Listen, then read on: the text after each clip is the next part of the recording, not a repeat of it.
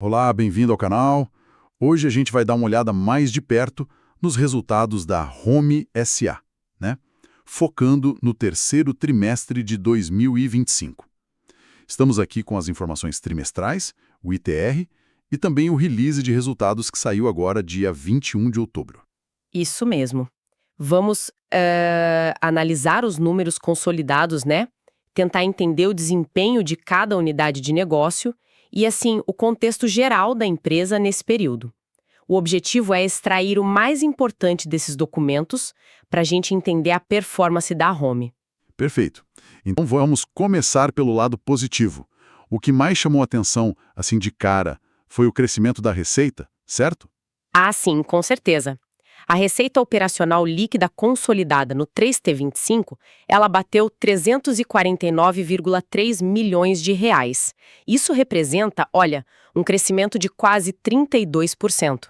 31,9%, para ser exata, em comparação com o mesmo período do ano passado, o 3T24. Nossa, 32%. É bastante coisa. É sim. E se a gente olhar o acumulado do ano, os 9 meses de 2025, a receita já chegou em 938,5 milhões.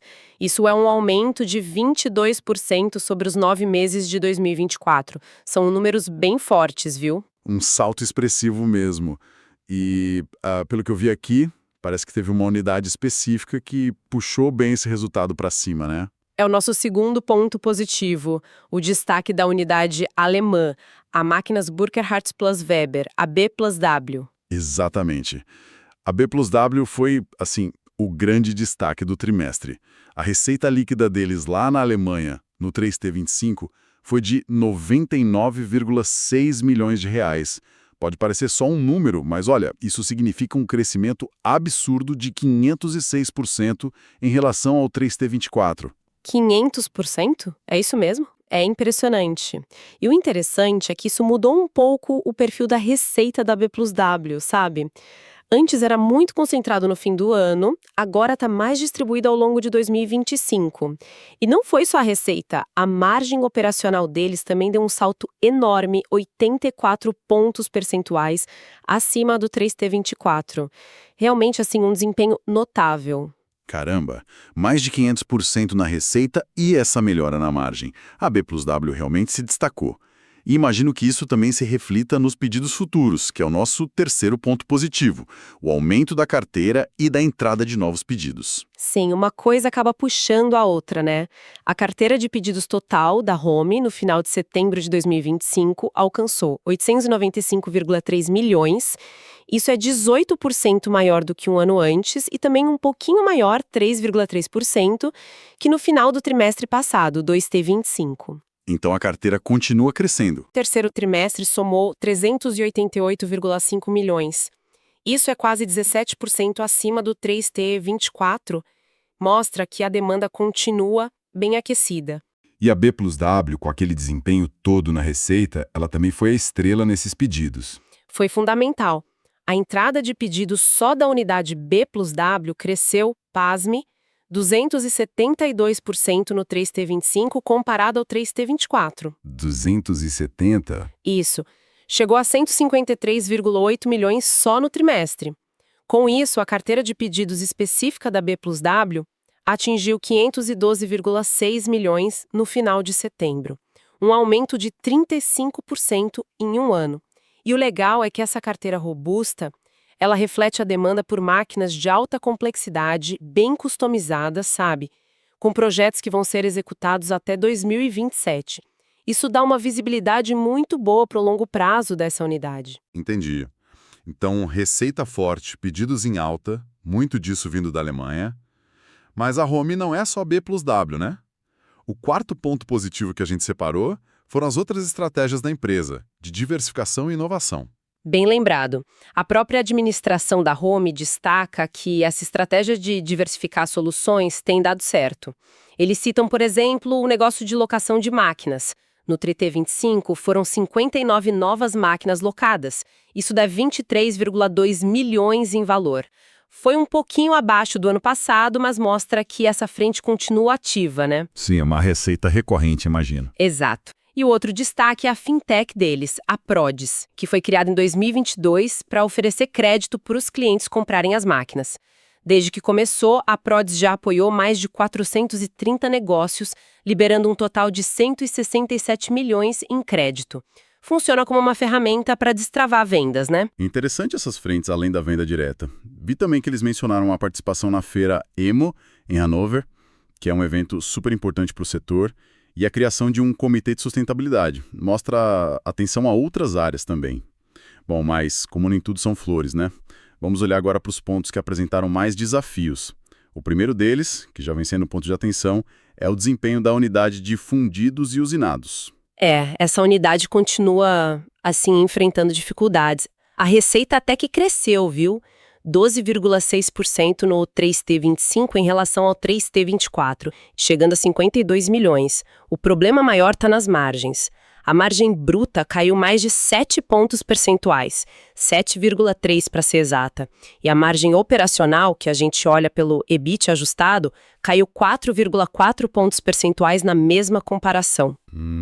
Quedas relevantes nas margens. Sim, e no acumulado do ano as quedas são ainda maiores. Isso sinaliza uma dificuldade real em gerar lucro nessa área específica. E qual a explicação para essa pressão toda nas margens de fundidos e usinados? O que a empresa diz?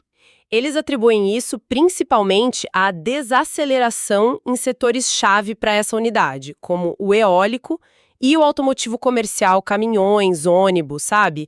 Com menos demanda nesses setores, o volume de produção cai, e isso pesa muito numa unidade que tem um custo fixo alto. Faz sentido. Custo fixo alto com volume baixo aperta a margem. Exatamente. Curiosamente, a entrada de pedidos dessa unidade até subiu bastante no trimestre, mais de 35%. Mas parece que foi por causa de um pedido grande e específico do setor eólico. A gente precisa ver se isso é um ponto fora da curva ou se indica alguma recuperação vindo aí. Entendido. Então, fundidos e usinados com rentabilidade apertada. O segundo ponto negativo que a gente observou foi uma retração no mercado doméstico. Aqui no Brasil, especificamente para a unidade máquinas home. Exato. Enquanto a B+W está voando lá fora, a unidade máquinas home, que tem um foco maior no mercado interno, sentiu o baque. A entrada de pedidos dela caiu quase 30%, 29,7% no 3T25 comparado ao 3T24. Quase um terço a menos em pedidos. É bastante. É sim. A explicação da empresa é um ambiente com maior nível de incertezas no mercado doméstico. A receita líquida dessa unidade também teve uma leve queda, 2,2%, ficando em 197,8 milhões. A receita de locação ajuda um pouco, mas como ela é reconhecida mensalmente, aos poucos, não consegue compensar essa queda nas vendas no curto prazo, né? Essa incerteza doméstica que eles mencionam nos leva direto ao terceiro ponto negativo. O cenário macroeconômico geral, que parece mais cauteloso. Sim, a própria Home fala disso abertamente no release. Mencionam um ambiente econômico desafiador. Eles citam até o ICI, que é o Índice de Confiança do Empresário Industrial. Esse índice ficou abaixo de 50 pontos, que é a linha que divide otimismo de pessimismo por 9 meses seguidos, até setembro de 2025. Isso mostra uma falta de confiança persistente do industrial, né? Exatamente. Mostra o pessoal com o pé no freio, preocupado com juros altos aqui dentro e também com o cenário externo, crescimento global mais baixo, políticas monetárias lá fora, tensões geopolíticas, tudo isso influencia. Outro dado que eles trazem é a utilização da capacidade instalada da indústria, a USI. Em setembro de 2025, estava em 70%, um pouco abaixo dos 72% de setembro de 2024. Sugere que as fábricas estão operando com mais ociosidade. Certo. Então, temos fundidos e usinados com margem apertada, o mercado interno para máquinas home mais fraco e um cenário macroeconômico geral de cautela. Como tudo isso se reflete na situação financeira da Home e na percepção do mercado sobre a empresa? Esse é o nosso quarto ponto de atenção. Bom, isso aparece nos números financeiros, sim. A Home fechou o trimestre em 30 de setembro com uma posição consolidada líquida de caixa negativa em 148,7 milhões de reais. Caixa líquido negativo. O que isso significa na prática? Significa que a dívida bruta total da empresa, que era de 412,9 milhões, isso excluindo uma parte específica de financiamento ligada às vendas, o Finame Fabricante, era maior que o dinheiro que ela tinha em caixa e aplicações financeiras, que somavam 264,2 milhões de reais. Entendi. Mais dívida do que caixa disponível. Isso. E olhando o fluxo de caixa no acumulado do ano, houve consumo de caixa. A empresa gastou mais do que gerou. E por quê? Principalmente por causa de investimentos considerados altos, 144,2 milhões nos 9 meses, incluindo bastante dinheiro em máquinas para locação. Também teve pagamento de JCP e dividendos aos acionistas, uns 36,7 milhões, e aumento de estoques, que foi necessário para conseguir atender aquela carteira de pedidos grande, principalmente da B+W. E como o mercado reagiu a tudo isso? Como ficou a ação da Home, a Home 3? Olha, o mercado parece ter pesado mais os desafios recentes do que os pontos positivos. No dia 20 de outubro, a ação estava cotada a 7,87. Isso representava uma desvalorização bem forte, de mais de 44% desde setembro do ano anterior, 2024, e quase 7% de queda só no ano de 2025. Nossa, caiu bastante. E comparado com a bolsa em geral? Ficou bem para trás. No mesmo período que a Home 3 caiu isso tudo, o Ibovespa teve valorizações de 24% e 20%, respectivamente. Então, a performance da ação ficou muito aquém do índice geral. O valor de mercado da empresa estava em torno de 733 milhões de reais. É interessante notar essa desconexão, né? A B+W indo super bem na operação, mas a ação sofrendo na bolsa. Realmente chama atenção. Olhando para frente, então, quais seriam os principais desafios para a Home considerando esses resultados e todo esse cenário? O primeiro me parece óbvio: conseguir entregar essa carteira de pedidos enorme que eles têm. Sem dúvida.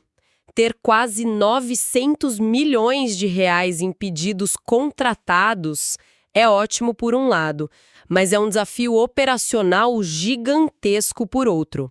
Especialmente na B+W, que tem projetos complexos, longos, indo até 2027. O desafio é conseguir fabricar e entregar tudo isso no prazo, com a qualidade esperada e, fundamental, com lucro. Gerenciar a produção e toda a cadeia de suprimentos num cenário global ainda incerto não é simples. E tem algum sinal de alerta nesse sentido? Talvez a queda na margem bruta consolidada. Ela caiu 3,4 pontos percentuais no 3T25 em relação ao 3T24, ficando em 26,5%. A empresa diz que foi pelo mix de produtos faturados no período. Mas isso reforça a ideia, não basta só entregar o pedido, tem que entregar de forma rentável.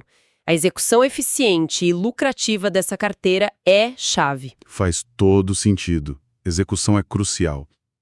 O segundo desafio que a gente identificou é manter o foco na expansão internacional e na experiência do cliente. Isso.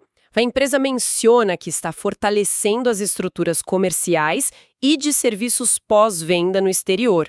O objetivo é claro: aumentar a presença internacional. A participação das exportações e vendas lá fora já subiu de 25% da receita no ano passado para 34% neste ano. E qual o desafio aí? O desafio é transformar esse esforço em resultados concretos e sustentáveis no mercado global, que é muito competitivo e com a conjuntura externa ainda sendo vista como um fator de alerta, como eles mesmos dizem. Precisa consolidar essa presença lá fora. Certo. O terceiro desafio é um que a gente já falou bastante: tentar arrumar a casa na unidade de fundidos e usinados. É um desafio persistente, né? Como a gente viu, as margens lá estão bem pressionadas. A administração fala em recuperação gradual da produtividade, em revisar processos, buscar soluções de maior valor agregado. Existe uma expectativa de melhora na demanda vinda do setor agrícola no segundo semestre, mas o desafio real é conseguir reverter essa tendência de baixa rentabilidade da unidade. É um trabalho contínuo ali. E por último, um quarto desafio que pode soar um pouco diferente, porque envolve retorno ao acionista, a distribuição de juros sobre capital próprio, o JCP. Exato. O Conselho de Administração aprovou agora em setembro a distribuição de 16,8 milhões em JCP, o que dá 0,18 por ação. O pagamento vai ser só em abril de 2026. Distribuir lucro é bom ou não? Qual o desafio nisso? Distribuir é bom para o acionista, claro, mas o desafio implícito é a empresa conseguir manter a geração de caixa e os resultados necessários para bancar essa distribuição e, ao mesmo tempo, continuar financiando os investimentos que ela precisa fazer, como os da locação, gerenciar a dívida que aumentou e navegar por todo esse cenário macro e setorial complicado que a gente discutiu. Ou seja, é preciso ter fôlego financeiro para dar conta de tudo: investir, pagar dívida e remunerar o acionista. É um equilíbrio delicado. Entendi. Então, colocando tudo na balança, o que a gente vê é um retrato bem complexo da Home neste momento, né? Uma empresa que mostra uma força muito grande em receita e em pedidos, principalmente puxada pela subsidiária alemã, a B+W, e que também está buscando novos caminhos com a locação e com a fintech Prodis. Empresa com dois ritmos, talvez. De um lado, tem essa locomotiva alemã e essas novas iniciativas que parecem estar dando certo, pelo menos em termos de crescimento, mas, por outro lado, enfrenta desafios bem claros aqui no mercado doméstico, com a unidade Máquinas Home. Tem a questão da rentabilidade baixa em fundidos e usinados e ainda lida com um cenário econômico geral que não ajuda muito e acaba pesando na percepção do mercado, como a gente viu no desempenho da ação. Fica a pergunta de como a Home vai conseguir equilibrar esses pratos todos, né?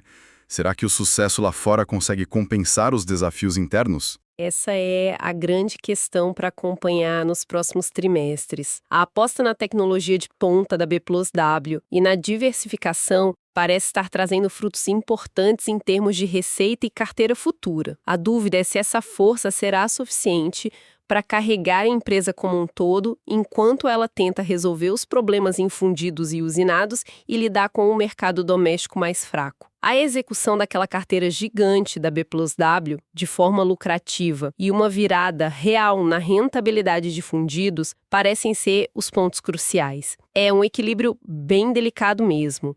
E talvez a reflexão que fica é: essa aposta tão forte na engenharia alemã de ponta, num cenário global que também tem suas incertezas, é a melhor forma de diversificar? Ou, no fundo, acaba criando um outro tipo de risco, talvez mais concentrado lá fora? É algo para se pensar. Com certeza. Bom, agradecemos a companhia de quem nos ouviu nesta análise dos resultados da Home. Esperamos que essa exploração dos dados tenha sido útil para entender melhor o momento atual da empresa. Se você gostou do conteúdo, não esquece de deixar o seu like e se inscrever aqui no canal para receber mais análises como esta.